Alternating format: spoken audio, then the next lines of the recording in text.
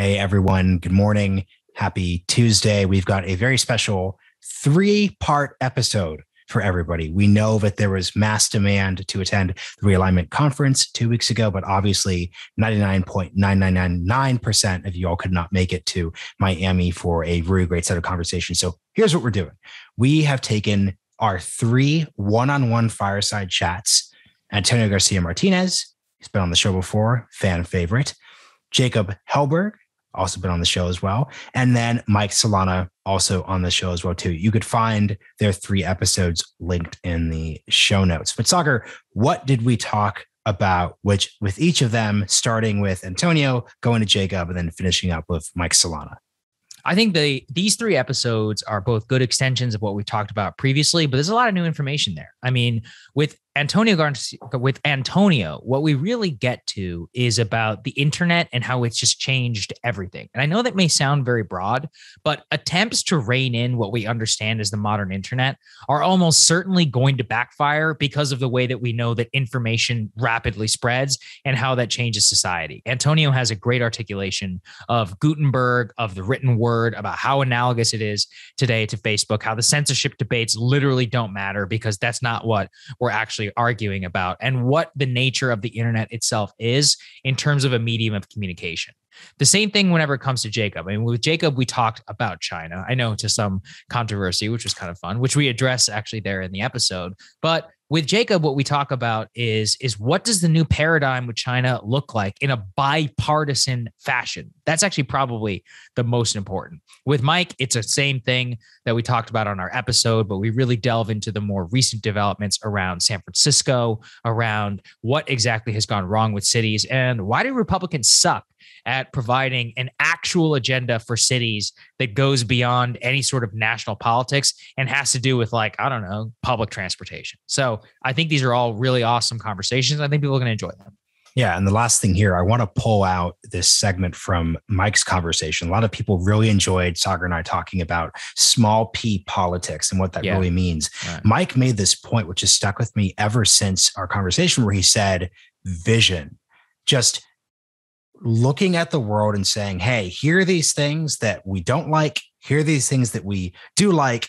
Let's make them something. Say what you want about Donald Trump. Make America Great Again in 2015 was one of those things. And it's very hard, regardless of how you actually think about the specific parties, any of the issues, even Andrew Yang, to actually know what the vision is. So that was a great note that everyone should really focus on. And, frankly, we'd love to hear what people think about that vision. This is a key pivot to the last part before we get into the episode. 1, we've got a Substack. Obviously, you can find a link to the show notes there. I'd love to solicit responses from folks who want to know, like, what's your vision? Think about these episodes. Like, what do you think is a forward-looking thing that you should want for this country? Then number 2, we've got a bookshop, obviously. Antonio and Jacob have books available in our bookshop, Chaos Monkeys, and of course, The Wires of War. You can check them out there.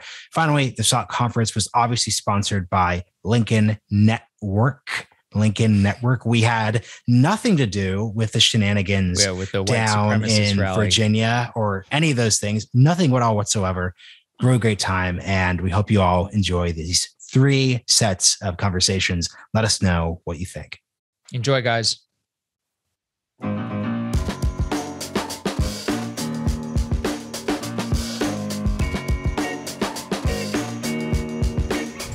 We're going to have a very interesting conversation with Antonio. We were discussing beforehand, like, what are the topics? What are we going to basically hit here?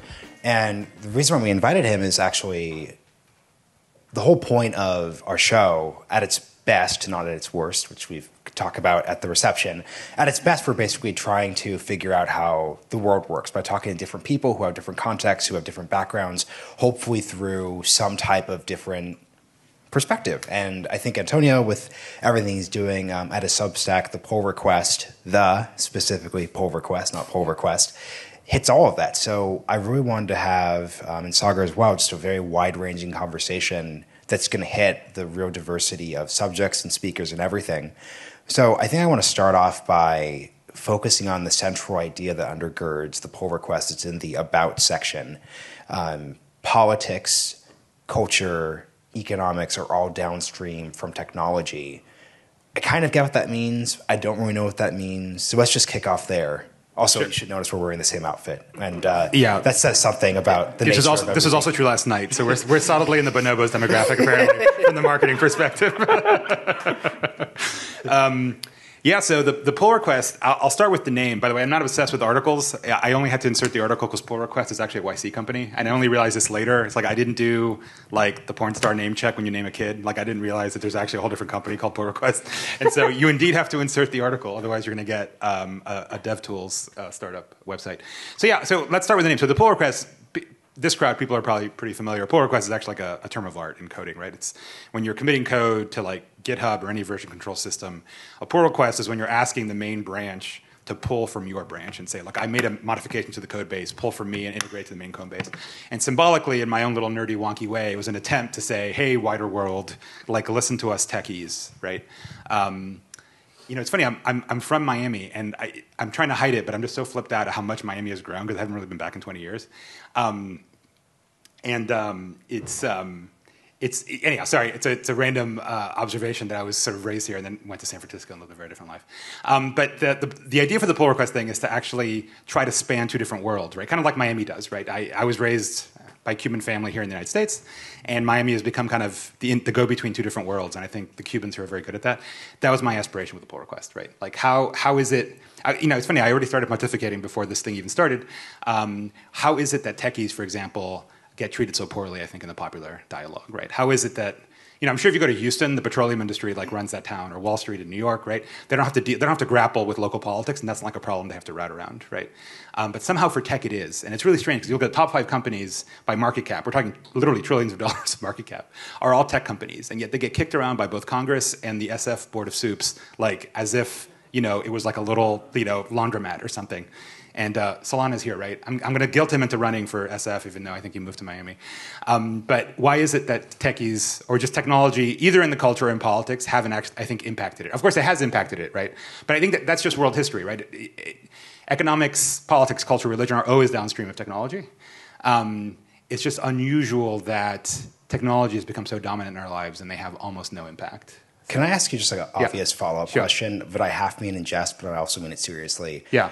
All the people I know on Wall Street and you worked on Wall Street, talk to like a New York City, traditionally conservative Wall Street hedge fund person, and they will tell you they get kicked around plenty, and their politics do not sync up well with the cities. So I'm just curious how, and you actually come from that world too. Even after Bloomberg? Wow, okay. Well, yeah, they got de Blasio after Bloomberg, so I think that supports the...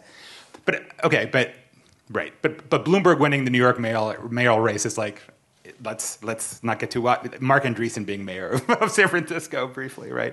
That would be incredible. So yeah, sure. But on the relative basis, I think tech just doesn't have a lot of impact, and it doesn't mold the conversation about itself in any way, I think. So yeah, that's my aspiration in my modest way with my Substack, to try to be that cultural interpreter. It's interesting because I followed you for a long time. I read Chaos Monkeys. That was my original way that I was familiar. And all of a sudden I was like, man, this guy's tweeting about politics a lot. And then you became one of my favorite political pundits. I'm like, how does that happen? No. So let's explain here the trajectory of your career and why is it you found yourself now engaging on debates around Hungary and the right when you have a technological background itself. Yeah, no, I'm trying to get by claiming I'm not a political guy for a long time so I can avoid all the flack. It's over, man. But I think it's over. I've got a piece coming out on the New American Right or whatever. I think it's going to be over.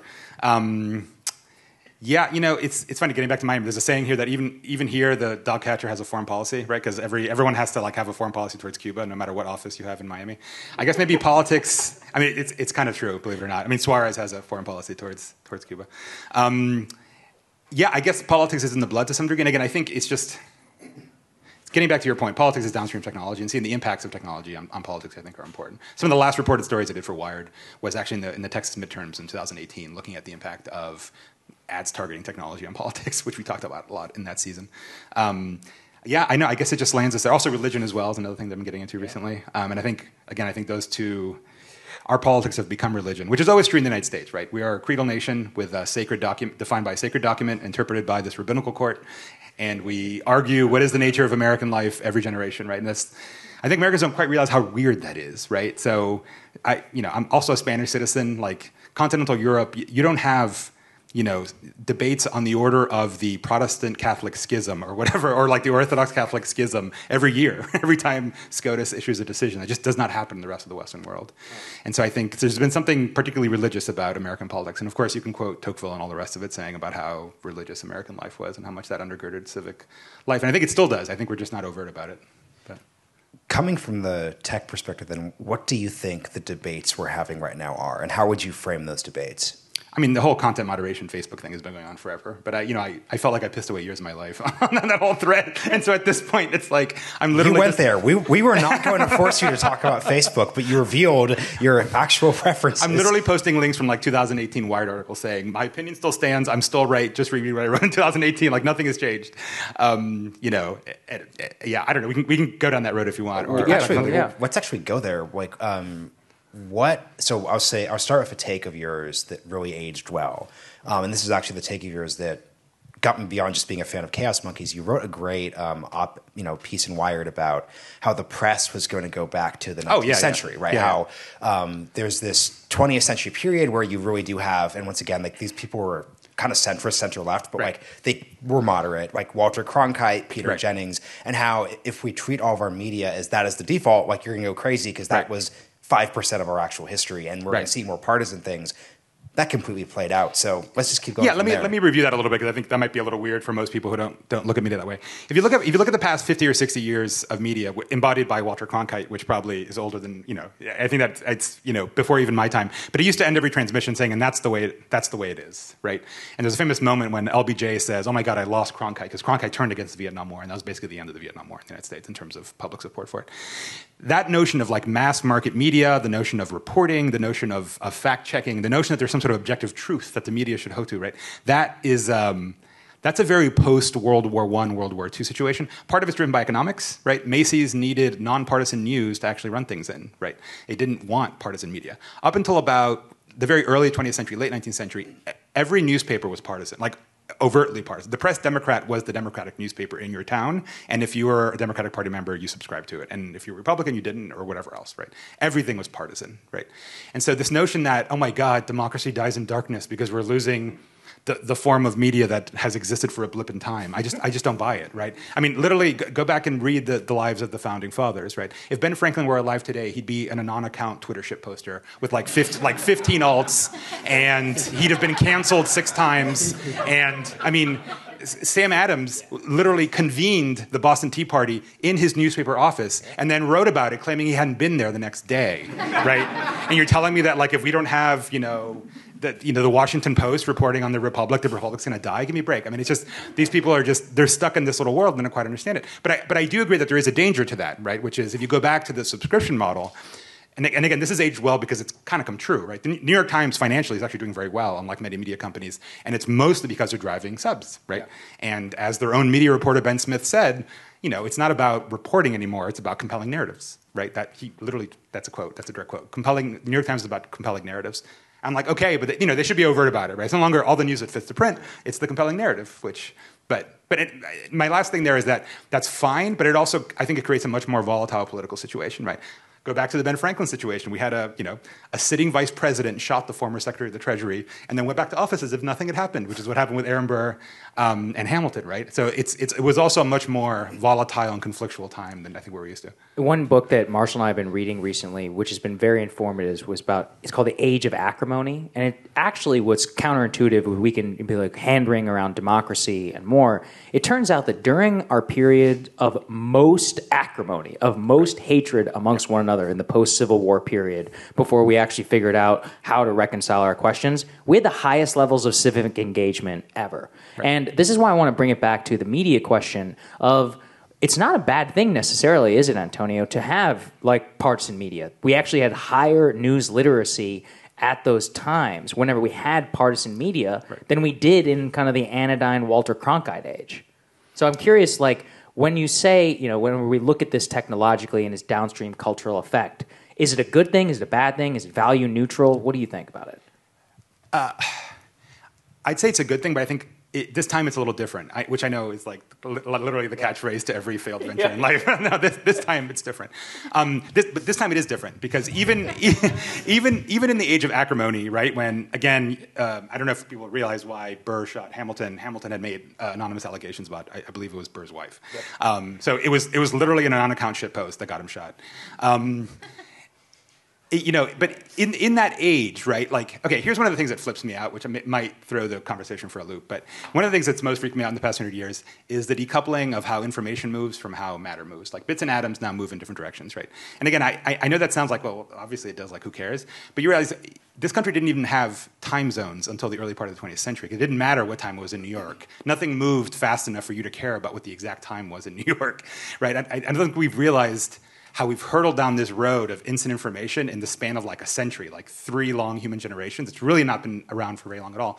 And I think that's what the human mind can't sort of handle, right? The fact that I've got the eyes and ears of the world in my pocket and my eyes and ears are in the pocket of the world just changes things in a deep way. And this is always my like objection to the Kevin Rooses and Casey Newtons of the world that said that Facebook is ruining everything.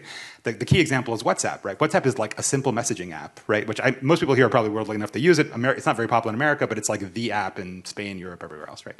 There's no feed, there's no algorithm, there's no filtering, there's nothing. It literally is just frictionless sharing between groups of people. That's all you need to have, excuse my French, a total clusterfuck in places like, Brazil, India, wherever else, right? And I think that is a problem. That is one negative aspect of technology that I think is one can be right to criticize, or that at least we're not used to. And I'm not sure how you reconcile that. Because even in the world that you described with the Age of Acrimony, right, like even then, again, getting back to spanning 2 cultures, right? Most people's culture, their intellectual lives, their morals, I mean, their epistemology, how you consider something to be true, was narrowed and delimited by their political community, by their language, by their culture. And that's no longer true, right? I mean, we talk about red and blue states, but that's wrong, right? It's actually urban blue islands in a sea of red. That's really what it is, right? And so, like, even if you had an American Civil War, not that I think it's going to happen, how would you even do the split? Would it be between Miami and Homestead, like the rural area south here? Or what the hell's going to happen between Sacramento and San Francisco? It's ridiculous, right? But that's the thing. We've decoupled how you live, work, your virtues, your entertainment, your culture from the little colored square on the map that says Miami or California, the United States of America. And again, I don't know how you put that back together. Yeah, thank you for noting that, because there's a lot of like attempting to be based takes about like secession, like what is Austin? Like Austin's blue. Austin is, so it actually doesn't, people are trying to impose like a 19th century framework on a 21st century dynamic, which is totally just missing. But I want you to talk more about the implications of the lack of agreeable truth, because it really, right. What frustrates me, and this is where I think tech can tell something to the rest of society. I think if you get to the core of the frustrations I have with like mainstream people who call for various forms of like, and I don't like the word censorship because I'm totally in favor of content moderation of some sorts, but I am angry about the version which basically says we know what truth is. Right. The job of us is to do it this way. Yeah. How can they better conceive of the world? Because I actually think it's not even that they're bad faith. They actually just do not understand at a structural level what you are saying here. Yeah, I mean, again, that to me is the hard part. Like, we've never had truth, right? I mean, the news has always been fake. I mean, I'm sorry, if you go back and you actually read World War II coverage at the time versus retroactive history, there was a massive gap. There was active censorship, by the way. Like, there was no free press. Like, the soldiers' letters back were actually censored coming back from the front. Journalists actually have to have their stuff vetted. Even now in Israel, the journalists actually have censorship for their coverage, and the government lied about the Yom Kippur War, for example, which was going very poorly.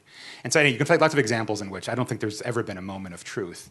And which I know sounds very postmodern and almost Foucaultian, and like, well, there is no truth; it's all constructed. But it's kind of true. Yeah. I mean, again, just cite a local example because it personalizes it. Being from Miami, right? You have certain views on Cuba, okay? And for 20 years, you're like the Cuban exile guy whose narrative runs counter to every lefty narrative about Cuba, and you just realize you're living in like different epistemological universes where like people think Cuban healthcare is amazing, and you come to a pharmacy here, and they have an entire side business of just sending shit to Cuba because there's nothing in Cuba, right? And so you're operating with two truths. One, Cuba is this great socialist thing that at least has good healthcare, and then you come to Miami, and it's like, well, if they have such great healthcare, why is like literally everything being shipped from Miami?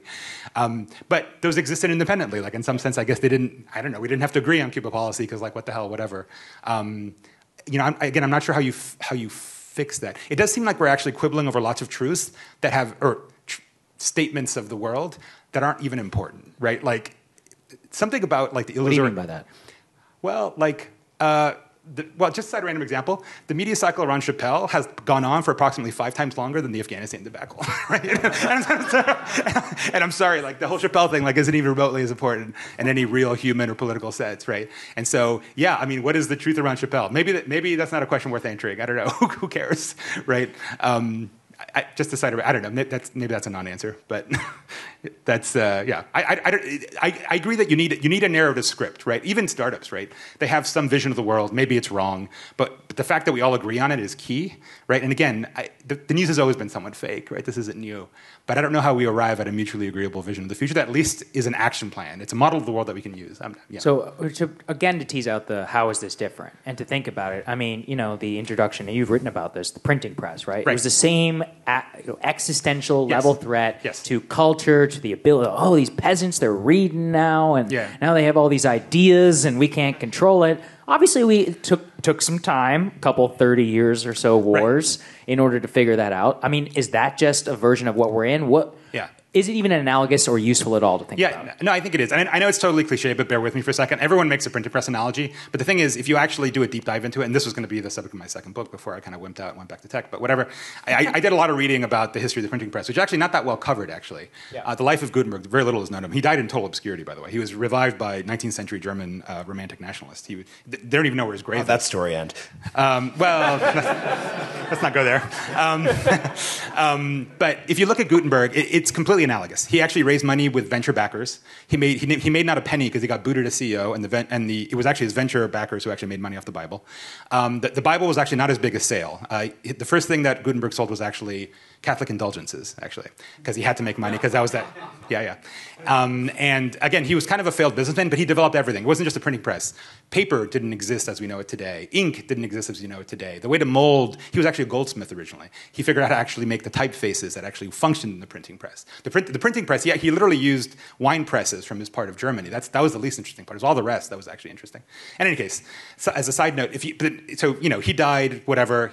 If you actually look at the first uses of what we now consider to be the printing press, the so-called Flugschriften, literally flying words is the name for it in German. You can Google it and you'll find they still have a lot of them in museums. They look like Facebook posts. It is literally some like outrageous photo of the Pope dancing with a pig or something outrageous, and then it looks like an Alex Jones post basically, and then some like caption saying the Pope does bloody blah, or some of them are like obscene. He's shooting God knows what out of God knows where, that's what it was. And there's a note in one of Martin Luther's memoirs that when he gets called to the Diet of Worms and he has to confront the electors and the whole thing, the news of his arrival got there before he did. Like he showed up and there's already Flugschriften about his presence, and they were already sort of monetizing and commoditizing the entire thing, right? And again, the more you read into the analogy, the more you realize, oh my God, it's exactly correct. Random etymological note: does everyone know where the word propaganda comes from? It's the name of the Catholic office that founded the printing press that was the alternative to the Protestant press. And it was for the propagation of the faith. And it's still called that. Oh, actually, they changed the name. It's not propaganda anymore. Bad brand. But the office still exists. There's still a Vatican press, and has its origins in actually producing a counter-narrative to the Protestant narrative. And to get back to your earlier point, I often ask the theoretical question. If you had asked like a peasant in 16... Let's pick 1618 out of a hat. The first year of the 30 Years' War, was the printing press a good idea? He probably would have said no, right? Because you didn't have the Enlightenment yet. You didn't have antibiotics. You didn't have nation states. You didn't have democracy. You didn't have anything. For as much as that peasant could tell, for a year and a half, they'd had a year and a half of what we've had, a total political shit show in which every elite institution is crumbling and everyone is flailing, and suddenly they're launched into the most violent European war until World War II, 3 centuries later. And that's what the printing press created in 1618. And I think... Yeah, I think we're in the same point, and there's no fixing it. There's no regulation. You're not going to push Zuckerberg to fix anything. I think that whole cycle is just ridiculous. But that's my personal opinion. You've basically done this already, but from a low stakes scooplet perspective, could you just what were you going to write about in your second book? Oh God, that's so boring, dude. I don't want to bore the people with like my second book idea. It's like the most narcissistic. I can do it if you want, though. I mean, whatever. Okay, right. Do it. We're three dudes on a podcast. It's narcissism's built in. Like, just come on. Dude, I always joke that I'm not narcissistic enough for this job. I'm not really a narcissist. I just play it on the internet. I'd actually rather just stay home. I'd rather just stay home. But yeah, okay. So I think another thread that you can pull on that I think is interesting, and Marshall McLuhan, if anyone's read all these media studies people from the '60s who were very prescient, I thought. is the difference between oral and textual culture, right? Like everyone here, I don't know if you also read that book by The Weirdest People in the World from Joe Henrichs that came out recently. It was also very good. He basically traces the rise of what we consider to be Protestant liberal capitalism and the rise of the printing press. All of us here are probably super educated. We've all spent probably 20 plus years in school, right? We're used to, we read a passage about a tiger attacking somebody and our pulse races, right? It's weird when you think about it, right? Only humans attach so much importance to the symbol. You're literally reading little black marks on a page and you have your adrenal glands go into motion and right? No other animal does that, right? And if you do that long enough, you literally start parsing reality through text, right? It changes the way you think. Let me flip it around. How does an oral culture work, right? Think about this. There's no way to look anything up. Right? Like now the fact that you've got all the information in your pocket, or I'm old enough to remember like literally going to the reference section of the library, like there's no way to do that, right? There is no truth, right? There is no reality that isn't parsed through a human mind and told to you directly and orally. Everything is very agonistic, right? This is an oral interaction, right? Like, we're not debating that much, but you say a thing, I counter the thing, we go back and forth. That's very different than writing, a 6,000 word essay with citations, right? And so there's just a very different way of parsing reality. And I think the internet is not an idea original to me, to be clear, but the internet, I think, is taking us back to an oral mode of thinking, right? And, I would turn around Marshall McLuhan saying, it's not the media that's the message, it's the message that's the media, right? I would say Twitter, even though it's textual, is actually oral, and that it's impromptu, it's ephemeral, it's off the cuff. And if you look at, in my opinion, like the most pathological cases of social media, it's when you've got the worst sides of textual and oral culture together. So like Twitter is supposed to be off the cuff. Oh, I tweet a thing, it's funny. I got on a plane to South Africa, I come back, my life is over, right? Yeah. Because that was supposed to exist as like a random joke in a bar. It was not supposed to be the target of fixation and searchable, indexable, as if I had written a book about it for all times and all places forever, right? So if you look at the way that our current media breaks down, it's when you're at like the nasty intersection of like textual, indexable, searchable culture, and then like oral, ephemeral culture. And so I think, as a random prediction, because this is the sort of place where you bloviate with predictions, I think social media that replicates the true oral dynamics of life is a lot more humane, frankly, and a lot more what we'd be comfortable with. So I do think there is some hope here that we're going to start making things that resemble how we think about the world. I want to tease that out, but sure. I do want to get to one thing, which is that you said previously there's nothing you could do about it. Like there's nothing Mark Zuckerberg. But then why? I mean, look, I'm calling you out. Why do you care so much and engage in so much of these debates around? Because it's distracting. Because these journalists, I don't know if there's any journalists here, but they're bozos. I mean, they're failing in their duty to inform people, right? Mm-hmm. And not everything is zero sum, but human attention is zero sum, right? Like. Every day there's that guy who's getting canceled on Twitter. Every week there's that media cycle that turns on Twitter. I was it for a week. And, that I know what it is, right? It's one of those things. And if you're talking about, we're going to regulate and, we're going to figure out content moderation for 2.5 billion people who are posting literally hundreds of billions of pieces of content a day as if that's a solvable problem, then sorry, you're wasting our time, right? That's not going to go anywhere.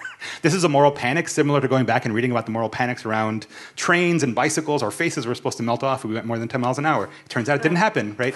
It's the same story over and over. And the key element of someone in a moral panic is that they don't realize they're in the moral panic, right? Because they have no historical perspective, which ironically enough is exactly what oral internet culture is like, right? In oral culture, you're in the eternal present, right? There is no documented past. There's no notion of dates. There's not any of that stuff, right?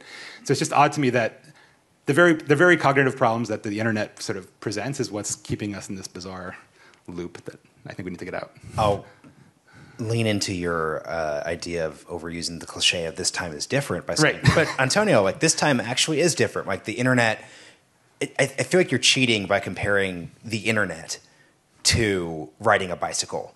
Like at a conceptual level, right? So like that was a moral panic, but the internet actually, at a scalable, very kind of boring level, is kind of crazy. Yeah, that's great. Given what we're kind of describing, like, as you said, like the time zones, like all these different things, whatever. So how do we sort through in good faith? Because I directionally agree with you, but how do we actually sort through moral panic versus actually this is a different big bad thing and we need to think about it the right way? You start thinking about generative visions of the future and not trying to, recreate some mediaverse where, Woodward and Bernstein are like the journalist fantasy of how journalism should work. It's like, I don't know. You think about the future. I mean, one of the things I noticed is that nowhere in the Western world, I know I'm speaking broad brushstrokes, but I think that's part of my job description here. Nowhere in the Western world does any political faction have like a generative vision of the future, other than tech maybe, and, crypto and Balaji and whatnot, right? Like they definitely have wild-eyed visions of the future, or Mayor Suarez perhaps. But who else is, I mean, basically your position on the political spectrum is defined by like what year you want to return society to, right? And if you're a trad, it's 1650. If you're like a conservative, it's like 1950. If you're an Obamite, it's like 2008. But everyone just wants to set the time machine to a different number, right? No one's like, no, hit the gas. Here's this vision of the future. Here's where we're headed. And I think that's a problem, right? And so I would try to confront this problem by trying to figure out, Facebook is not going away. The ability to talk to everyone on the planet is not going away, right? We're not launching some Butlerian jihad to drop a timely Dune quote and like saying, oh, smartphone, that's it. We're all going to throw them into the sea and live in some bizarre, rustic, bucolic, whatever. It's just not going to happen. So let's just talk about what politics we have in a world in which that's true, right? Or, what society do we have? How do we organize it? Like, that's what I would want to have conversations about. And I think those are, not that I have the answers, obviously, but. Well, let's have that conversation. And that's what I want to go down that lens of when you were alluding to a future social media, maybe one's better and more, uses the power of technology, but also emanates kind of the best of human oral culture. So what does that look like? Yeah. Oh man, you're asking me for solutions, man? Yeah. I'm just like a consultant. Yeah. I'm just here. Okay. Again, I think it's weird, right? Because again, it's hard to split the people that you associate with and value and get along with, and the people that you're forced to run a school district with, right? Like that's exactly what we're seeing. There's a collision, right? I was just talking to Nathan, who's this political guy who lives in Virginia. He's actually in Loudoun County, which is where all these sparks are happening. He's back there. Maybe I shouldn't be outing you. Anyhow, let's just say some guy in Virginia, doesn't matter who, pulled his kids from the school district and stuff. Nathan doesn't look angry, so I'm okay. Okay. And it's like, that's the thing. Like, how can you not make political comity with people who are living down the block with you? Like, I think it's a problem, right? And again, I think it's partially driven by the fact that, I get along with Solana, who I've almost never see, but we chat all the time, or, you or Marshall, and it's like, we don't even, I don't even know where you vote, right? I don't know, we wouldn't form common political cause. I'm not sure how you reconcile that. Unless you go into seasteading and DAOs, and unless you go down the biology route, you live in biology land, I'm not sure how you solve that, to be honest. Which maybe he's right, by the way. I'm not saying he's wrong necessarily. Mm-hmm. You said that in a very apologetic sense, as if he's watching. Well, because he's been right about a lot of things in the past couple of years. Yeah, we have to have our Thinkfluencer, to quote someone last night, checks here. But let's keep going into your previous writings. Something Sagar and I have been increasingly interested in is the small p politics. So how you perform in, once again, politics in a downstream from technology sector. And you also wrote a piece, I've read your stuff too much. You wrote a piece about how AOC was demonstrating a different style of political performance. And I think it's been fascinating. It's been 3 years since this happened. I would say AOC's project has been a political failure in the sense that no matter how many Instagram followers she has, no matter how much genuine, organic, real love for her there is, which she leverages through social media, no matter how many social media trainings she hosts for her fellow members, and I'm not attacking her. This is what she's good at. It doesn't go anywhere. Madison Cawthorn, lame. It's not going anywhere for him either. All of these young millennials who are trying to use the internet. How? And this is not me asking you for a solution, but what does effective political performance, given the internet, look like now that we have 3 years of proof that AOC didn't actually fundamentally change the partisan gridlock dynamics? Yeah, I'm reminded of Zeynep Tufekci. I don't know if you know. Yep. People are probably familiar with her. She was one of my early interviews for Pull Request. I consider her kind of a friend. She's an interesting voice. She wrote this book called Twitter and Tear Gas, which she was very involved with the Arab Spring and a lot of the things there. And she cites the fact that political organization under the conditions of social media are very different than previous examples. And I'm quoting her, by the way, in the interview. If you look at the civil rights movement, which was obviously a very successful, I think, social and political movement, for the Montgomery bus boycott took weeks and months of planning, right? And at the time you couldn't just not go to work. They had to get drivers to drive those people because they weren't on the bus. These people had worked together for months and weeks. It was a whole process, right? And again, she was neck deep in these things. But if you look at this online organization, and Martin Gurry gets into this as well, it spins up very quickly. There's a huge amount of enthusiasm, but then no cogent political platform actually comes out of it, right? What did the Gilets Jaunes people ever want? Right? They finally were hectored into producing a statement, and it was kind of ridiculous. The yellow jackets in France. And you can cite a lot of examples in which, or even most recently the Cuba protests, which I wrote about a little bit about, right? It was was interesting. It was all triggered, by the way, by Cubans finally getting 3G on their phones, right? Like literally, that's what caused it. Because it's a long story. I have a piece in Wired about it. But the internet typically didn't work like it does here. There basically was no internet, as we understand it. And then one day they turned on 3G, and then boom, somebody uploaded a Facebook video, and then the rest is history. But again, there's no dissident movement there. This isn't solidarity in Poland. There's no leading figure. There's no list of demands. There's nothing, right? There's like hubbub and fervor. But even assuming they win, as you saw in the Arab Spring, well, what happens? Nothing came of it, right? It's very different than the American Revolution, getting back to Ben Franklin. That produced a government and a constitution and a way of looking at the world. I don't know. I think there could just be something about, once again, this oral mode of thought that just does not end up in... That's one of the things that drives me crazy. Right? If you look at the printing press, again, super destructive, but all the institutions that we live in, right, like the nation state is of relatively recent coinage. Like we think they've been around forever. The nation state, as we define it today, is an invention, right? Mm-hmm. And many nations, like Germany and Italy, are way younger than this country, right? They were unified only in the late 19th century, right? Those were all inventions, right? Things like Enlightenment thought, the encyclopedia, objective truth. These are all post-printing press ideas, right? And if we're going cognitively back to an oral world in which we live in an eternal present, those institutions are incapable of being sustained, right? An oral culture can't maintain a country with 330 million people that stretches from one coast to another. It just cannot. And I think maybe we're seeing a little bit of that degradation now. And yeah, I'm not sure what politics looks like after that. Because you can't just say, oh, federalism. Well, no, again, things don't actually break up by their little colored squares called states anymore. That's why I want you to think about, since you had a role in actually crafting this technology, is this a design, does this have anything to do with the design of the tech itself? As in, one of the common critiques that you'll see around Cuba, Occupy, AOC is that the end state is just retweets. The end state is just, posting to post. Right. And it's like, as you're pointing out, it's like actually posting doesn't translate to anything if you actually want to get something done. But that's not what the actual incentive is. So as somebody who played that small role, per what you say, in crafting this tech, does the design itself have anything to do with the actual end result? Dude, I was just there to monetize the eyeballs, man. I don't know what the hell was going in feed. I was very downstream of what was going on Facebook.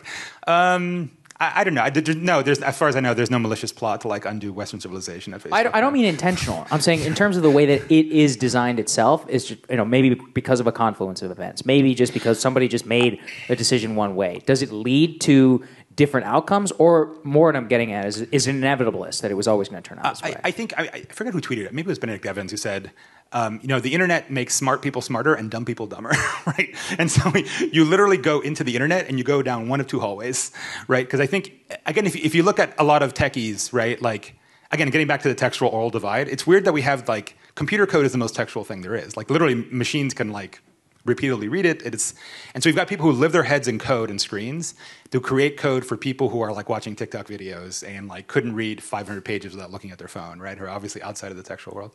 So it just seems like an odd polarizing split to me in that, again, I think here the example is getting a little bit overtaxed, but you've got these computer techies who are like the monks in the scriptoria who are literally copying and creating code. And you've got peasants who literally just can't read anything and stare at stained glass because it's got cute little stories in the church and that's it. and that's the extent of their intellectual world. I don't know if we're quite returning to that world, but it I don't know, it kind of feels like that a little bit.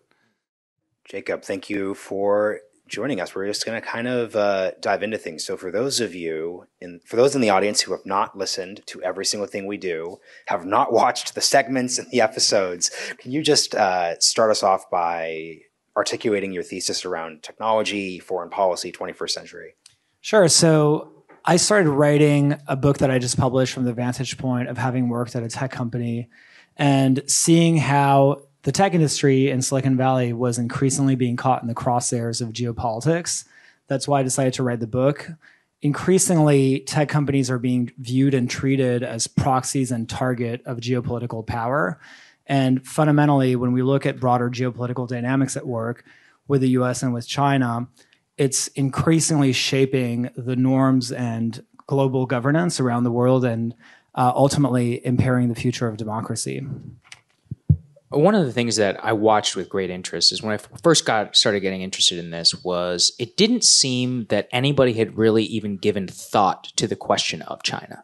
It was an assumption that there was a single system that could work across the globe. Yes, it was unfortunate, that Google or Facebook was not allowed in China, but in general, there wasn't thought being given to it. How would you describe like evolving thinking within Silicon Valley? And obviously, you wrote your book in order to contribute to that.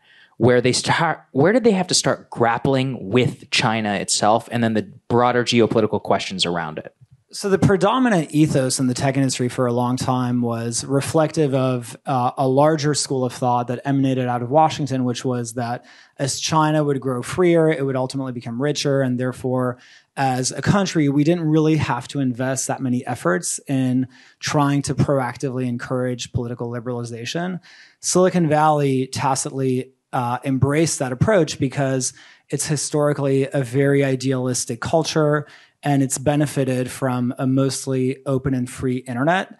So I think in Silicon Valley, people had cognitively become used to this idea that we live in a global world, boundaries matter less and less. There were so many thinkers in the tech industry that were espousing, schools of thought that companies are almost becoming quasi-sovereigns now.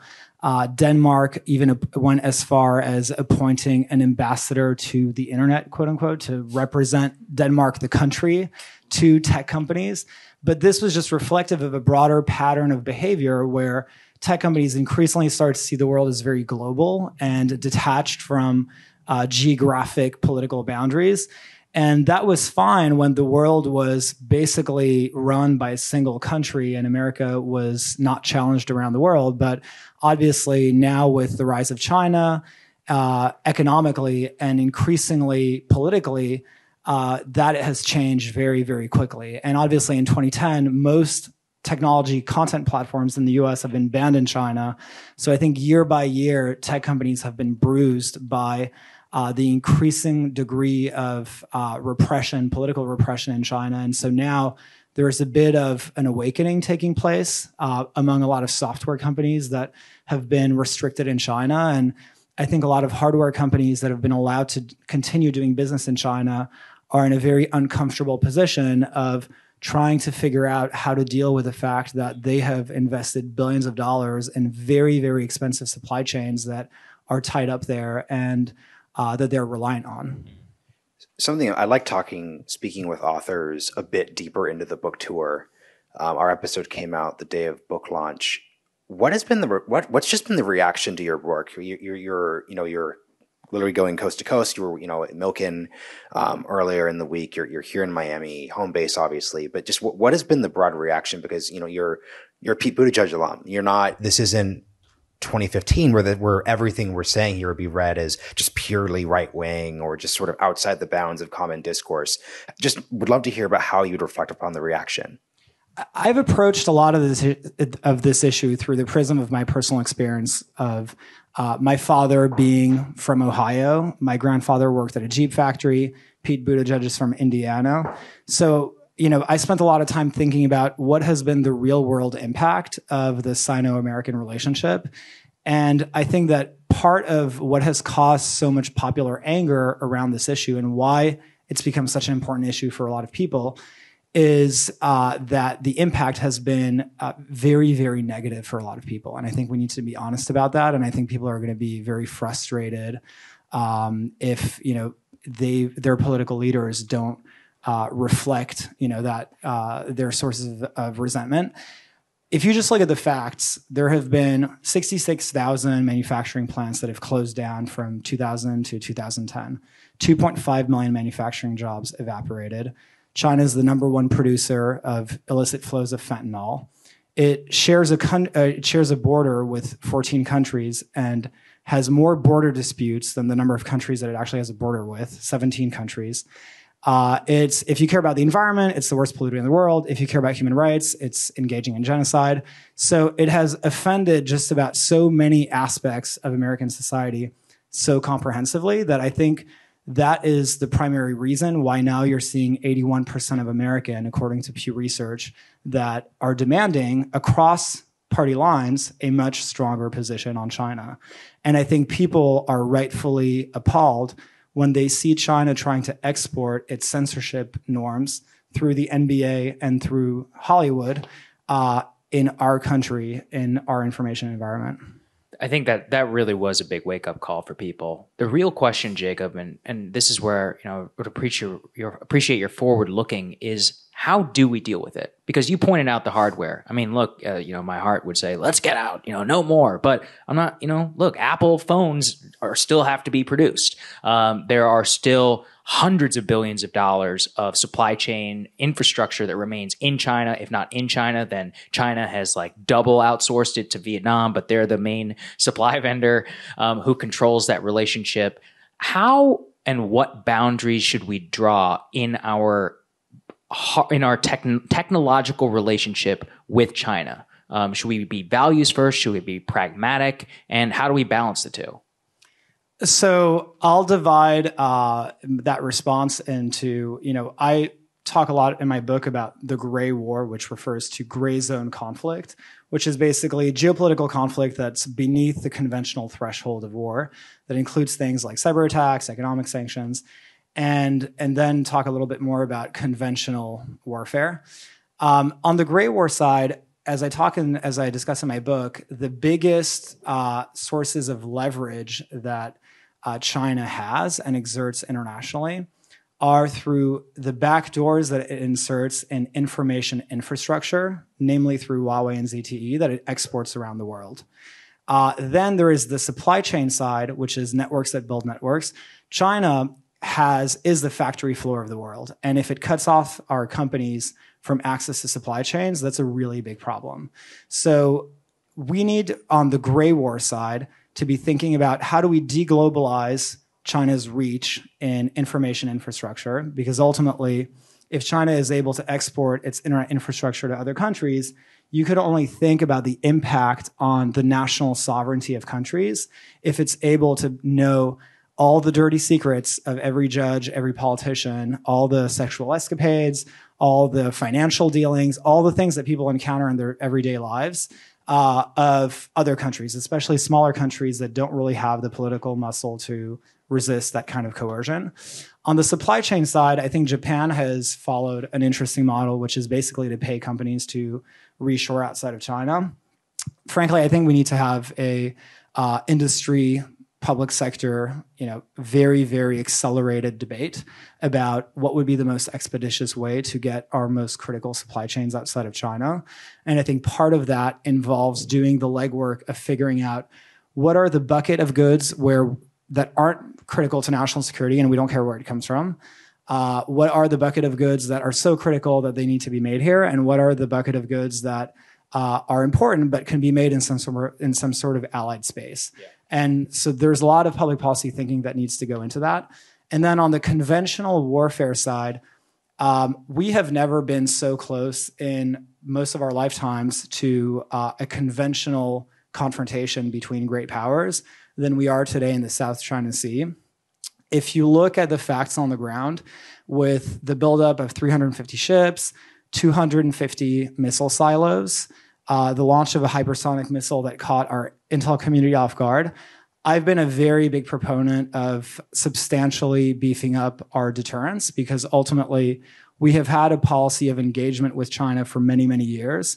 And, it's the old Winston Churchill line that being unprepared and inoffensive with your adversaries is actually going to be a disservice to peace. If you really want peace, you want to be sufficiently prepared where your opponent is going to be a rational actor and is not going to try to wage a war on you because they don't think that they're going to win.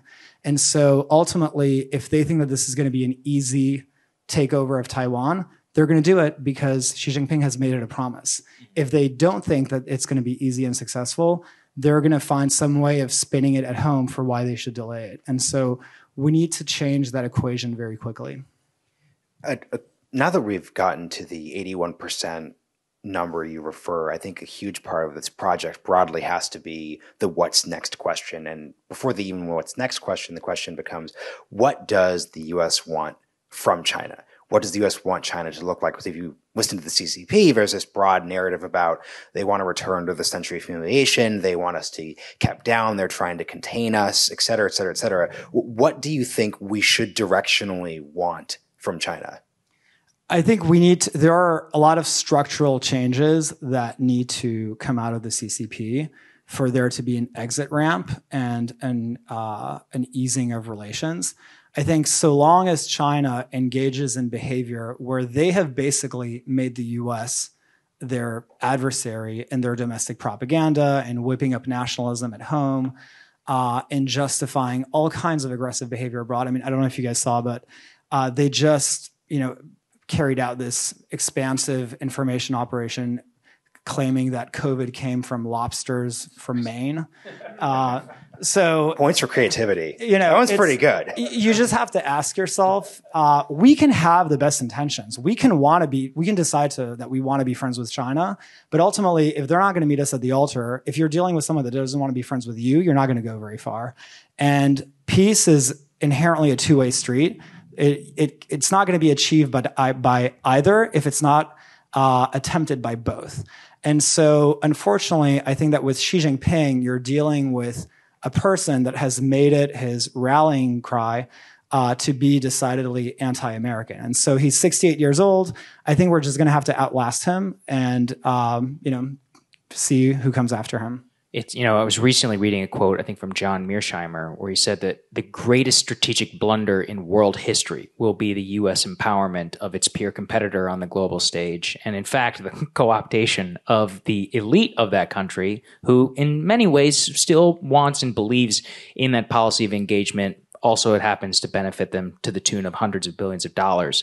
I'm curious, given that parameter that we have, despite the fact we just had a panel about governance, 81% of the population can believe anything, but foreign policy is inherently an elite discipline.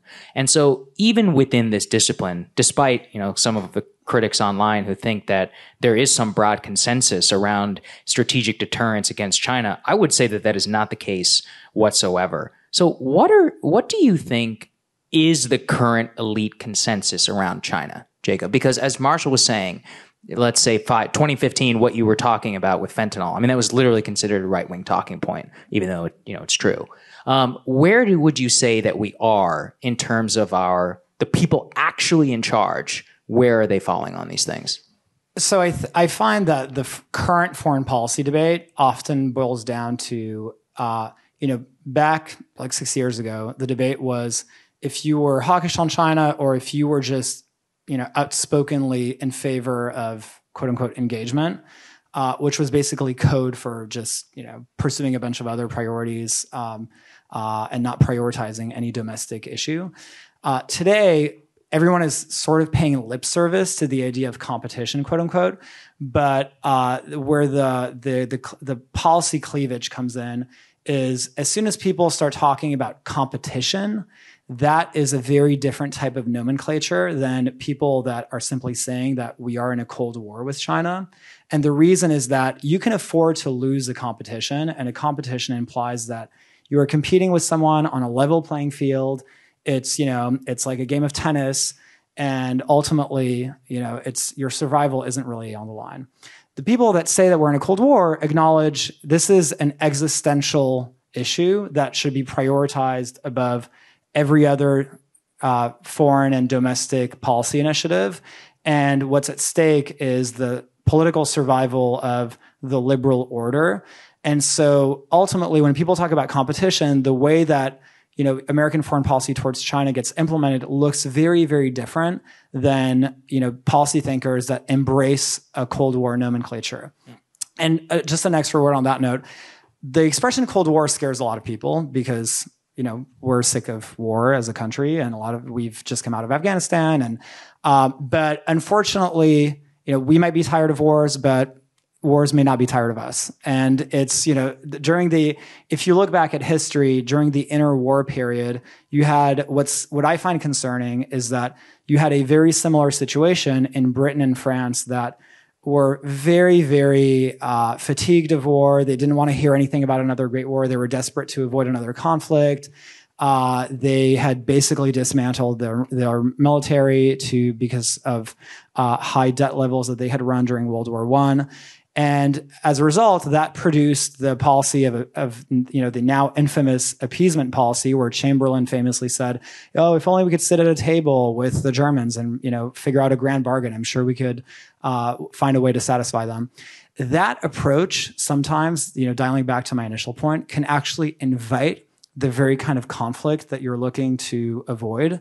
And sometimes it's really, really important to not let a blow to the kind, not let our own self-confidence be sufficiently weakened that we approach the China challenge by trying to avoid, by being so averse to confrontation. I think we need to stand on principle and be very, very realistic about the motives and capabilities that the Chinese government has showcased, and go from there. Let's pick up the appeasement metaphor in a way that we don't typically engage around, which is, it's ridiculous to assume that there's going to be this big meeting in Macau between, Xi and Biden where everything's just worked out. But if we're looking at a world where there isn't war, that will involve some type of tacit grand bargain. So you're not searching for literally those words, but there will be some type of, consensus is a better word. It seems as if from the American side, we've conceded Hong Kong. No one, despite what crazy online people say, is proposing arming Uyghurs in Western China. Regime change as a concept is just not discussed anymore. No one takes that particularly seriously, especially in the affirmative sense. What would a bigger bargain moving, what other things would the U.S., do you think, be prepared, rightly or wrongly, be prepared to give up or concede on? And what things do you think the Chinese would specifically have to concede on to? Well, I think one of the big dangers, especially as we approach, end of next week, there's going to be COP26. So we're going to see Greta Thunberg on TV and all world leaders making a lot of declarations on climate change. Climate change is an important issue that all governments should take seriously because we all share the same planet. It should not be used as a bargaining chip to give China a free pass on committing genocide. And the risk from a U.S. government policy standpoint is that is going to be trying to get the Chinese at the table to broker a deal on climate change is going to be used as a reason to basically look the other way on every single one of our other priorities, whether it's manufacturing, unfair trade practices, human rights abuses. And that has been a perennial problem that was the case during the Obama years, is still the case today. And unfortunately, there were reports that, our special envoy, John Kerry, did some backdoor lobbying with the House, for example, to avoid official condemnation of Uyghurs. But this was something that a lot of people in the foreign policy community predicted. There was an article in The Atlantic during the transition that basically highlighted the risk that John Kerry would try running his own foreign policy. So I think these are hot debates in the foreign policy community, rightly so. And I think that ultimately, because Xi Jinping, I don't think, is someone that is looking for a grand bargain at this point, I think the solution is going to be more about reaching an equilibrium more than getting a deal with him. It's interesting. I want to pick this up because the Realignment started as a podcast because we were interested in debates, like specifically within the Republican Party. But let's talk about the Democratic Party then, because we have mutual friends who are China hawks in the Biden administration who will tell you off the record that we are worried about a fake climate bargain too. So this isn't me just trying to be unfair here. Could you talk about the debate within, also we're all younger millennials here, at a generational level, how are these debates breaking down within the party as you see this? Well, you have, so I find that there is partly a generational dynamic at work where a lot of the people that were architects of the, more accommodationist policies are very, very resistant to having a stronger stance on China. There is a reflexive resistance to calling it a Cold War, which I think is ultimately a bad decision because, in the startup, in the tech industry and in the startup ecosystem, people will often say that as a startup, you need to have first principles and you need to be clear about what your mission is and what you're optimizing for. And if you're trying to optimize for 15 different things, you're going to fail. And I think unless you are plain spoken and clear and you have a mission that your users, in this case, US citizens, understand, you're going to have a lot of confusion about what the priority of the day should be. And ultimately, you're not going to reach to delivering results on what you're trying to optimize for. And so I think that it would be a huge service to our foreign policy establishment to just call it for what it is. And so to answer your initial question, I think part of it is generational and part of it is also, I think it's mostly generational actually, because even people on, the very, very base of the party, you have Elizabeth Warren that's actually very critical of China. And a lot of people that, are affiliated with unions resent the fact that China has been so responsible for deindustrialization in the U.S. Let's take our leftist critics at the best faith. Whenever they talk about your open embrace or my open embrace of a Cold War mindset, whenever it comes to China, they'll point to all of the atrocities of the Cold War, the mistakes of the Cold War.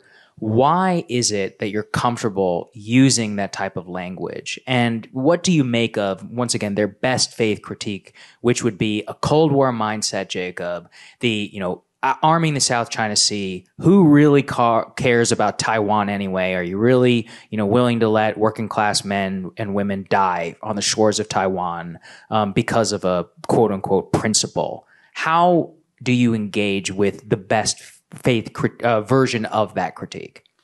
There's no doubt that the Cold War strategy was carried out by administrations of both parties, and the record isn't perfect. But I think it's only fair to say that, to ask yourself, what strategy will get you peace if what you're trying to avoid is a war?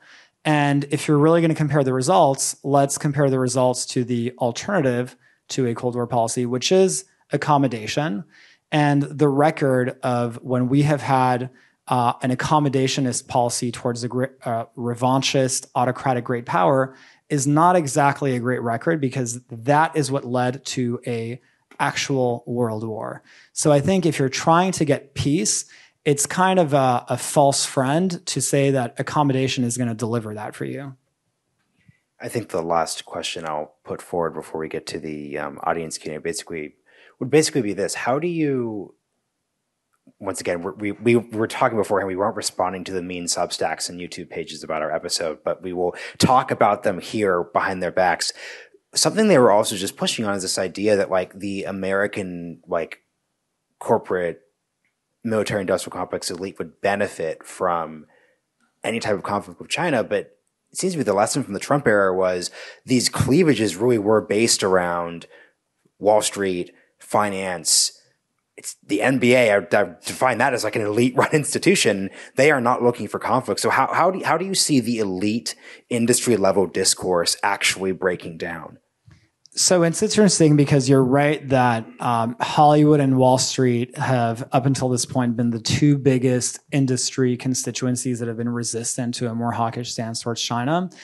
But frankly, I think the reason is that Hollywood sells movies in China, and Wall Street is going to continue to favor a soft approach towards China as long as China pays their banking fees. China happened to wipe out $3 trillion in value for investors in its most recent round of crackdowns. And the chief investment officer at Guggenheim Partners called China uninvestable at this point. So I think you're seeing that even within Wall Street, you're starting to have a bit of a realization that China's not going to be a great asset class for you. And ultimately, you have to be incredibly naive to think that if you are investing $100 billion in China, which is what Blackstone recently announced, and if there is an escalation of tensions between the US and China in the next 2 years, which Taiwan believes there will be, your assets are not going to be liquid. I mean, they're probably going to get frozen. They might get nationalized. You're not going to get them out of the country. So I think a lot of investors are starting to think about finding an exit strategy from China at this point. So this is Mike Solana, everyone. Mike is great. Let's follow the model we just did with Antonio by starting with your Substack. we had Mike on the podcast, and I subscribed to do some background research, but I keep subscribing because it's actually a really great Substack. And thank you. That's a good way to Pirate Wires. You guys should all subscribe. Link in bio. Tell us about Pirate. Yeah, so like, tell us about Pirate Wires. When you create, basically, a lot of people in the venture tech space like tweet a lot. There's lots of big brain thoughts to be given around. You've taken that to the next level, and you actually write. That's a decision you're making, obviously, which takes a lot of work. Like, what are you trying to say with Pirate Wires? Maybe it's less about like what I'm trying to say than what I was trying to do, which, as you mentioned, was to, I think, like further contextualize what I was saying on Twitter.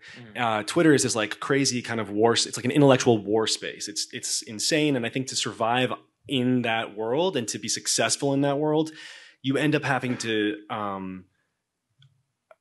not dumb down, but you're weaponizing small little thoughts, and like you're always open to like attack, and you never really have a chance to flesh out an idea. And with writing, I've always been not always been writing. I've been writing for a long time, but I've never been writing like this kind of writing. I've never been doing just, here are my opinions sort of writing. When I was younger, I thought that would permanently color my fiction, which is what I actually wanted to do, was write fiction. And so I didn't do it. I just like kept away from politics and things. I was like, I don't want to, be associated with that.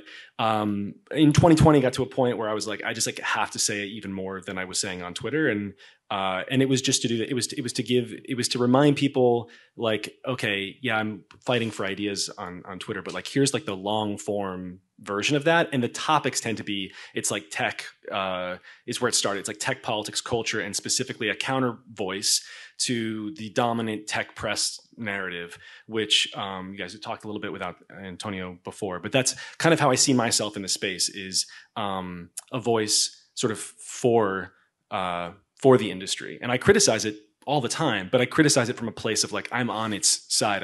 I work within it. I see the good of it. And when I criticize it, it's because I think it could be better, and like, here are the ways to make it better. Yeah, I guess that's roughly it. I think one important thing there is, it's fascinating to me how much we reference Twitter. And it's just, to Antonio's point, how ingrained it is in our entire understanding of politics, culture, everything. So to that point, why was it important for you to engage in these battles on Twitter, the medium itself? Like, why did you feel that the extension of that was so important that you had to put even deeper thought to it, right? Because to Antonio's point, it was meant to just be like, make a stupid joke, or like Kanye's like eating a burger in 2008. Right. I disagree with a lot of what you guys were talking about before, actually. So nice. First of all, the idea that Ocasio-Cortez isn't successful is insane to me. She controls the Democratic Party. She controls the political culture.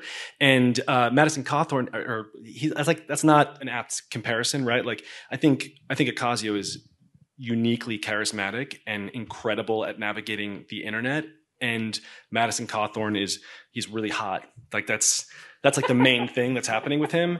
And he's young, and like that's it. She's totally different, and she is just a version of what we already saw. We just saw Trump. He posted his way to the presidency. So the idea that you can't do that is, to me, like really crazy. And then in terms of like the Twitter thing, I linked to like the Chappelle thing, where it was like, oh, well, like that didn't matter, and we only talked about that we've been talking about Chappelle for 5 weeks and Afghanistan for 2. It's like, well, maybe because the Chappelle thing is more important. And that's because pop culture determines our entire reality. That's what we live inside of. And the Chappelle thing, we're not just talking about dumb jokes. We're talking about the future that we're going to be existing in as Americans day to day for the next 5 to 10 years. That's why people are mad. They're mad because they feel like they can't say anything, and they don't understand why he's being attacked. And they're like, am I going to be attacked? And that's actually affecting our life in a way that Afghanistan never did, which is another problem.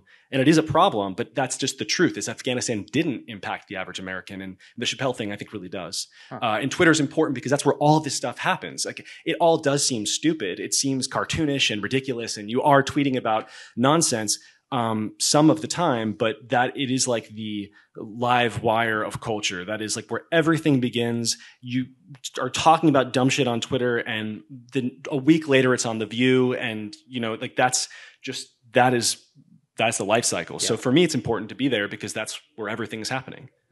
So What I appreciate about what you just said around pushing a counter narrative is that, unlike many critics, because I don't want to turn this into too much of a What's Dunk on the New York Times fest, you are still pushing something counter. So it's not merely that you're saying, oh, like it's fake news, or oh, Taylor Lorenz is bad. You're saying, here is this other thing I would like to put forward.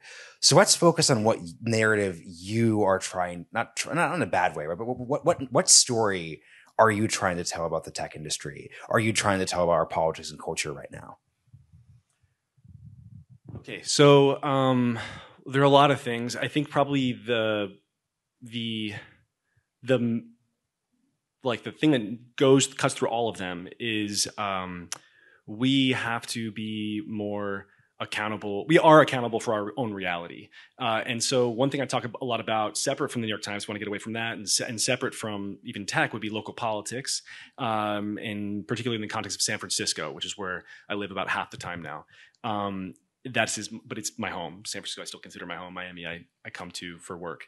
The reason San Francisco is so fucked up is because the average person doesn't even know who their supervisor is. They don't know who their political representatives are. Specifically in the legislate, so our board of the way SF works quickly, there are 11 supervisors, and that's our legislative branch, and then you have the mayor, who's the sort of a really weak executive. So the board of supervisors, no one knows even what their names are, their own. You have one, depending on what your region is. Like mine's Dean Preston. He's an actual communist. And which is crazy because it's like, I'm not even, like, I hate communism, but I'm like, why are we even talking about it? Like, we're in San Francisco. We should be talking about like why the trains aren't running, or why like there's like this crazy fentanyl addiction problem. Like, what does that have to do with communism? Nothing. But here we are, like LARPing the Cold War. But that is something where like people have this sense of like helplessness, and I want to be like, okay, well, smart people have to get involved here and learn, first of all, who their board of supervisors are, and then maybe run and be a part of that. And the way that intersects with tech is like the technology industry really, I think, has been working on really amazing things for a long time, but has not engaged so much with the real world. And in a way, I think that's like the San Francisco problem, is like you have all these technologists with all of this money, and the city hates them. But it's because they haven't really been a part of it. It's like they've been sort of separate from it. And had we involved ourselves much earlier, maybe things would be different.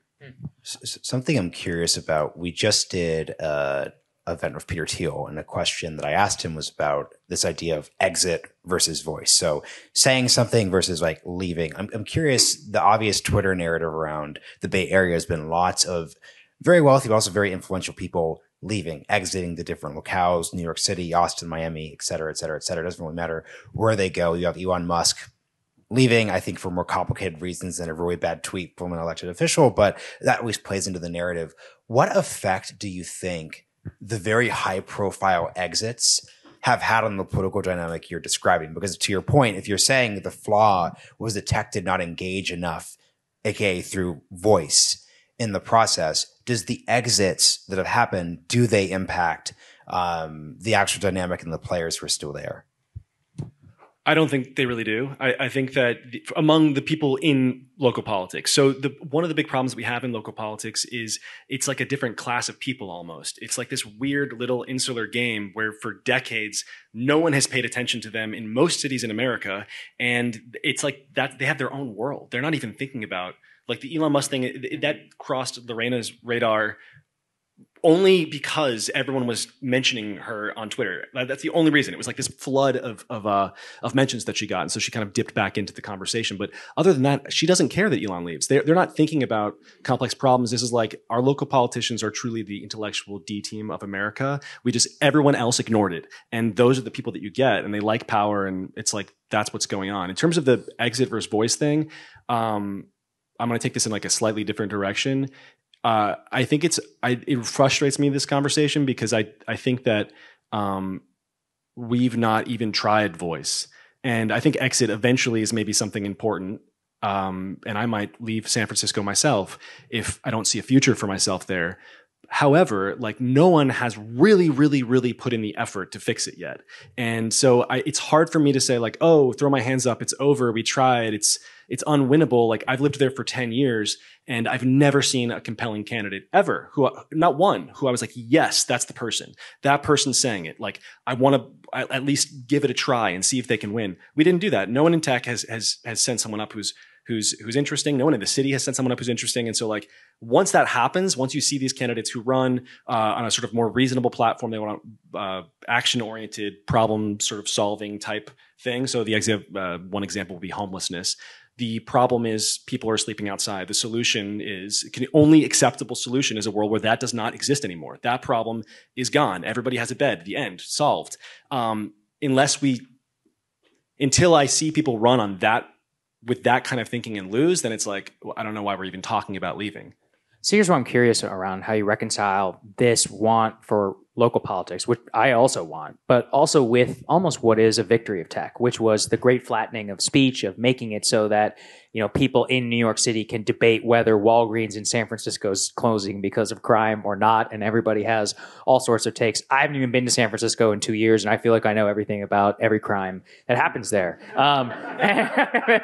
Which, not necessarily a bad thing. Now I know I probably shouldn't go, or at least not go to certain places. So how do you reconcile that with the great victory of technology, the flattening of, all of that? But also it is the reason why your whoever local person is like, I'm a communist, because he can post his way or at least solicit donations also online from people who want to support that type of politics, even in a place where they don't live. I'm just curious how you think about that. I agree with both of those points. How do they? Well, just that the local, that it is very difficult to have a return to local politics in a hyper-nationalized environment, and that it would make it so that all of politics, and you see this in many, many different locales, state governors and more, will become around hyper-national issues because of how technology. Yeah, it's like a money-raising thing too when they talk about these things. But exactly. I don't know like that one. I don't know how much money he's raising off of those things nationally. But our DA, for example, is raising off of nationalization of our district attorney is like a sort of pro-crime district attorney, and that's like there's like a national movement towards that, and so he raises money off of like the nationalization of politics. That's a broader problem. I suppose tech has amplified that trend, but it seems like a longer trend than even just tech. And I don't know that I have a solution for it other than what I try to do, which is just to make it sexier to care about local problems, I guess. Like I try to write about them in a fun way, and I try to like create characters in the city this is how I think about the world, honestly. So I'm really just putting onto the page like my sort of melodramatic approach to reality. and if that can get people excited about those issues, then that's maybe one approach. The fact that people across the country know about like Lorena Gonzalez and like Chesa Bowden and things like this. I mean, I do think to a certain extent that's because of this approach. Like who knew any of these? I mean, what other city actually is like this? I think San Francisco right now is swinging way above its weight. And I think that's because of people on Twitter writing about it in this way. Yeah. I'm curious, as someone who's interested in local political reform, what lessons or just general thoughts you have on the results of the California recall election? Because this was interesting for me because I first, once again, to your point about how these narratives, I first started thinking about it more because like on the All In podcast, Jason, David, and Chamath, like they're talking like, hey, like maybe Chamath will run. Gavin Newsom is doing these things that are wrong, and Chamath's like kind of a Democrat, so that's like different.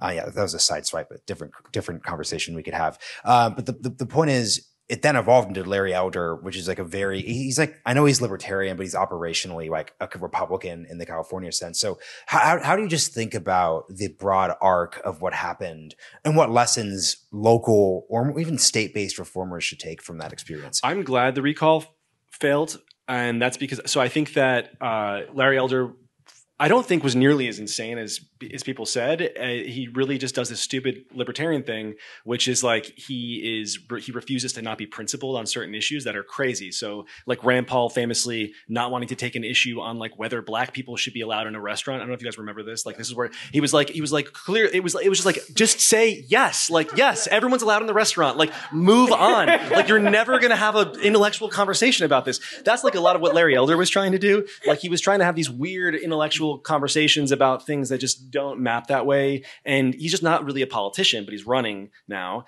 I think that had he won, he would have made political change in California completely impossible because he would have given the left a new bogeyman. And that would have been really bad. In San Francisco, it would have made any change truly impossible because they would have been like, all these Larry Elder Republicans are running and blah, blah, blah. And we have recall elections right now that are going through that actually matter. Like, I think Newsom is bad, but really just a bimbo. And like, I don't think he's trying to destroy the state. He just doesn't think much about it. And he's part of this sort of old mold of Democrats that it's like they're running out of steam, and he didn't do anything deserving of a recall, I think. Like, I think the recall itself probably shouldn't even exist like this. I think it's way too easy to recall someone. I think it is a little bit, it feels off, frankly. It's like great because it tends to hit people who I don't like in California because they're all like crazy leftists usually, but he wasn't really that. And then the way the recall to me matters is like in the context of the DA who's not prosecuting, and that's your job. And people thought you were going to prosecute and you're not, you should be recalled. The Board of Ed that would not open schools. It's like, okay, well, that's your job. And like, you're not doing it. Goodbye. I think that had Newsom won, it would have been really bad for us. And then the separate thing, in terms of like the all in pod and stuff like that is, I think that if people are going to say they're going to run or flirt with that at all, like they should take that seriously. I think that when you talk about it and then you don't, or don't even take it seriously, it kind of demeans the entire thing. And a big problem that we're facing is people don't find these positions attractive. Like there's no status associated with, there's no money associated with politics. Even at the highest level, there's a little bit of status associated with it at the national level. There's no status associated with it at the local level. And then there's a massive opportunity cost. So to get someone into that is already a hard, challenging thing. And then when you make it all a sort of joke, and I love those guys, but I didn't like that thing very much. Yeah, so I'm curious then, like, what does a successful technologist engagement with local politics look like? Is it what you're doing by, making it cool to like care about local politics, create these characters, get engaged with the recall, like, and then what's the model? I don't want to take there's been no success so far, so I don't want to be like, yes, this is the way forward. Right. Like, just shit post your way to the top. In San Francisco, it's like bleak, right? It's like pretty much as bad as it could possibly be. I do think these recall elections are interesting. And if Chesa and the Board of Ed are removed, and then you see a couple new sort of more reasonable candidates in 2022 for Board of Supervisors, that to me says there's a path forward, which is just, and it has to be about getting people locally informed and excited. And it just sounds so boring. Like, even while I'm saying it myself, I'm like, this is boring. Like, should we move on? Like, I don't know if this is like a great topic, right. But that's like but that is like, I drove cross country from San Francisco to Nashville, the summer of the pandemic, and the first summer of the pandemic, and it was like, oh wow, like every city is shitty actually. Yeah. So there was this whole conversation about where should we move? Where should we bring tech? And it's like, well, they're all pretty bad. They all have problems. I mean, we're in like sort of positive Miami space right now, but it's like, if you drive around Miami, there are homeless people everywhere. The flooding is insane. Like just like on the way here, light drizzle, and you're like, you better have a boat. Like, good luck. Like, I don't know how you're getting around anymore. Like, there are problems in every single city in the country. There's no city that's like, oh, that's the way that we should clearly do things. And so I don't know. Maybe things have to break. So I don't know what it takes for people to realize that your problems are not Donald Trump. Your problem is the person that you didn't even pay attention to when you voted for them in November, who runs like your local city hall. But all I do know is that we are getting closer in San Francisco, and I think San Francisco is closer than probably any other city other than New York, which is interesting, right? Because I mean, we talk about how bad San Francisco is, and yet like it seems like people there are a little more aware of their own local politics. Like I wonder how many people here, I don't know where you all live, but like, do you know who your like local representative in City Hall is? Like probably maybe this one looks so you definitely do. This is maybe also like a more political room, but I think that the average person does not. You know, this is interesting because this has been another thing we've been harping on lately, but you referred to like solving homelessness. And I was about to kind of like just push back because I don't really like the word solve, but as I'm thinking about your frame, local political issues do actually kind of lend themselves better to here is this problem. Maybe there's like an interesting, not necessarily like partisan way of like getting at them, but I'm just like curious if you could expand more about like the specific problem sets you see. And like you said, this isn't just about like San Francisco, like any city. How do you look at the different problems facing cities and say, hey, like maybe here are these ways that we could solve them that aren't being approached rationally, maybe? I think this is somewhat related to what Antonio was talking about before, about how we sort of don't have a compelling vision for the future. One thing I think a lot about is this in the narrower sort of Republican context. Republicans never win locally. And is that really surprising? Republicans don't. What does a Republican city look like? Can you even imagine it? I have no idea what that means. San Diego, technically. Like, but it's run by one. But is that a Republican city? Like who? I don't know. I don't know how legislation works in San Diego. But like, I don't even think that's a Republican city. Like, what if you were to talk to a bunch of the leading Republicans in the country and be like, can you describe what describe it? Like, is there public transit in a huge city? Do you believe in that? What does public education look like? I think that at a certain level, Republicans just have been like resistant to the concept of what it actually takes to run a city for so long that they're like losing, not because they're Republican, but because they don't have a plan for governing at all at the city level. And I think the Democrats have gotten away with murder because of it, because they're effectively running against no one in every one of these cities. So they don't have, their vision is, it's like crazy shit. It's like let's talk about banana land. I don't even like every homeless person. What if we just, that's because they don't really give them much either.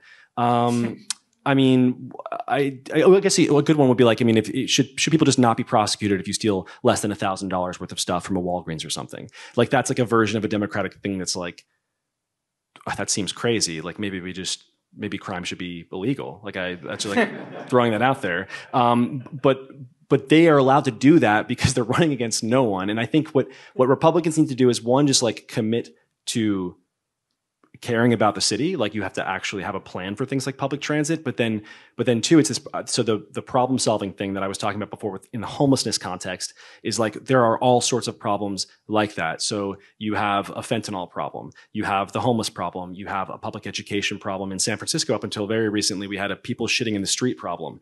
And that is like, people still talk about that. It has gotten better. But the solution there is clearly like right now, there's a lot of human shit on the sidewalk. The world that I want to be living in is like, there's zero. That's the vision. There's none. We just don't do that anymore. Like that's how, and so the question needs to be like, okay, that's the goal. How do we get to that goal? And it's like, well, it's a combination of two things. One, if you're caught shitting in the street, something needs to be done about you doing that. Like if you're not crazy, that's like punishment, like, and that should be pretty significant, I think. And if you are crazy, then you should be put in a crazy person place and taken off of the streets and taken care of and given like a nurse or whatever.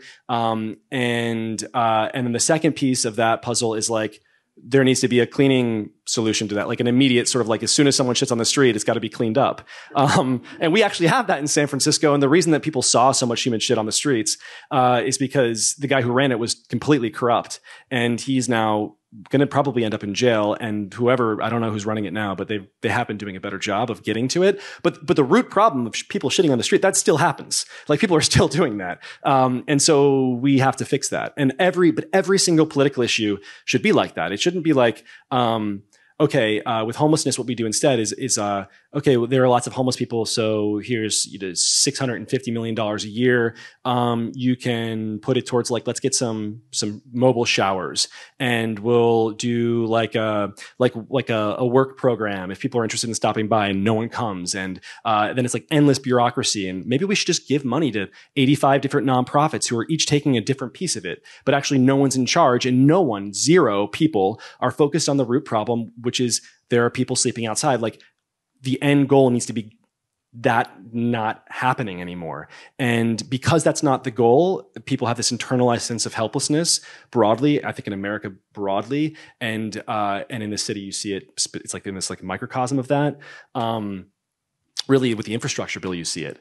I mean, the infrastructure bill the first, it's like not the crazy add-on, but like the one that should pass. There's like $1 trillion, on what? Like what has changed about our world at the end of the $1 trillion?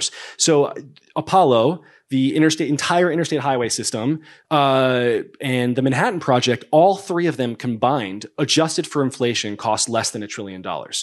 Are we going to get any of that from this infrastructure bill? I think we have some electric charging stations. Where is the rest of the money even going? There's no goal. And I think if you don't have like a compelling, like let alone forget vision, let's just start with a tangible goal. There should be nuclear power stations across the country. Goal should be zero carbon. And how do you get there? Like I don't understand why that kind of thinking is not happening. And that's got to be the approach. Vision, sure, but like it needs to be a goal-oriented strategy to get to these pieces of the vision. It completely makes sense. This is where I'm curious, in your own experience, where in mine, if you try to bring this up, people behind closed doors will say, look, I agree with everything you said, but they're never going to say anything publicly because they don't want to be coded Republican. They don't want to be coded as, oh, well, if I care about people shitting in the streets, then like that makes me like Tucker Carlson on Fox News. And that means that I won't be perceived as a serious person. You clearly have been able to do that without being coded one way or the other by basically just fighting with everybody, which I think is important.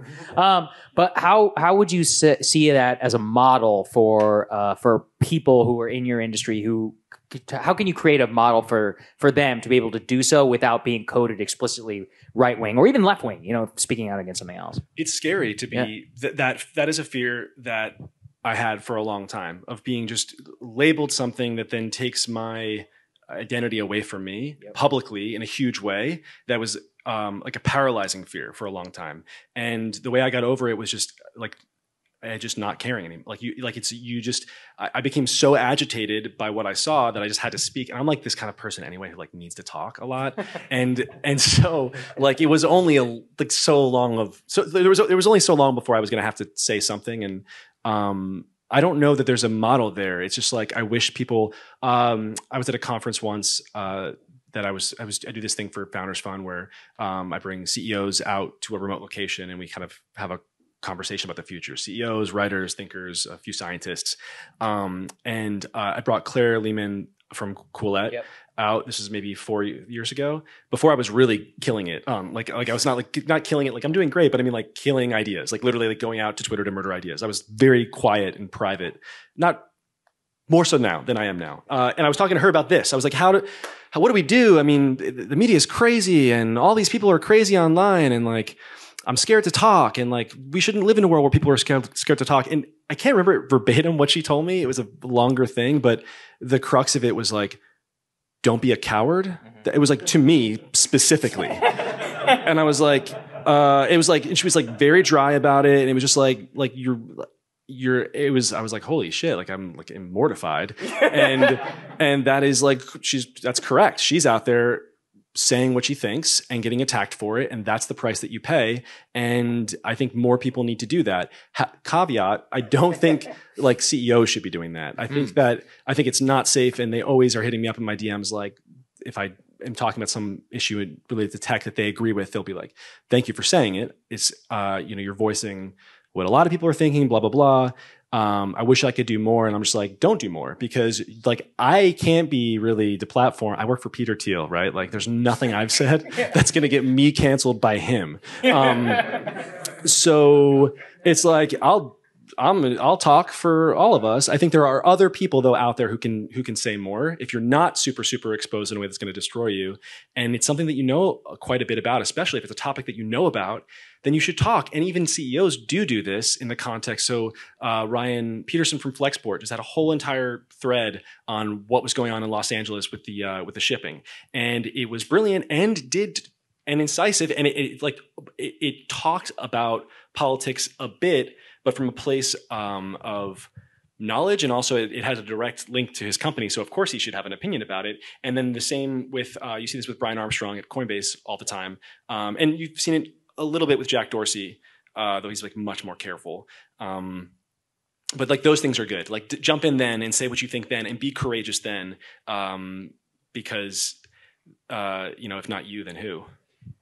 This is really interesting because, and by putting CEOs to the side, I suspect you would also put politicians in a similar light, because to your Rand Paul story, there's a way that he could say, I'm not being a coward. I believe what I believe. I think that I'm not a racist, but the Civil Rights Act violates my principles of liberty. So when Rachel Maddow asks me that, I'm going to say what I believe.